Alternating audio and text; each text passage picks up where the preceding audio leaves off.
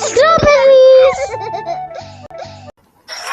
ఏంటి పద్మావతి, కాలనీలో అందరూ కృష్ణాష్టమి హడావిడిలో ఉంటే నువ్వేంటి తీరిక పెట్టి ఓపెన్ చేసావు? నువ్వు వాసు గురించి చెప్తే నమ్మలేదుగా.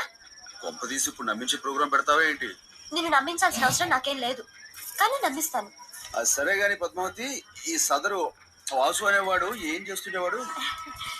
Recording dance. Recording dance. ఓహో, అనుకున్నాను. అందుకునేనా నీ చేతి రాంగ్ స్టెప్ ఇచ్చాడు? రాంగ్ స్టెప్ ఏం కాదు, కరెక్ట్ స్టెప్లే. అసలు నిజం చెప్పాలంటే వాసుకి ఏ హీరో వేషం కడితే అచ్చు ఆ హీరోల స్టెప్లు వేసేవాడు. అసలు సినిమాలో చేరుంటే ఎంత పెద్ద హీరో అయ్యేవాడో తెలుసా? పాపం. ఇప్పుడు ఆ పని మీదే నీ 7 వారాల నగలతో చెన్నై చెక్కేస్తుంటాడు. ఏం కాదు, నువ్వెప్పుడు వాసు గురించి ఇలాగే చెప్తావు. వాసు ఎంత ఘాటుగా ప్రేమించాడో ఈ ఉత్తరాలు చదువు.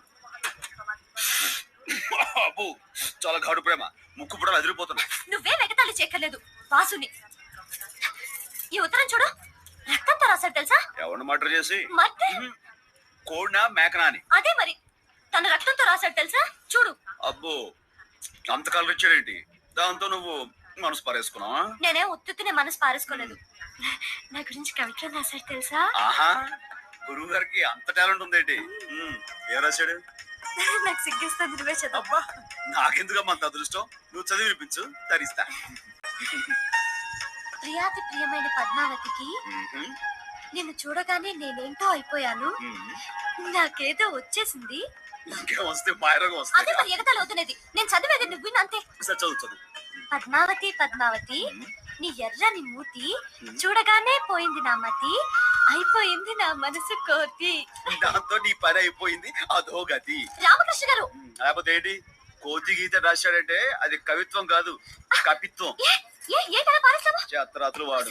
భాష గురించి నీతో చెప్పడం నాది బుద్ధి తక్కువ. అరే ఇది జోక్ అనాలే. మాట్లాడదు ప్లీజ్. కదా ఆ మాత్రమే కోపం వస్తుంది. ఏదో జోక్ అనాలి.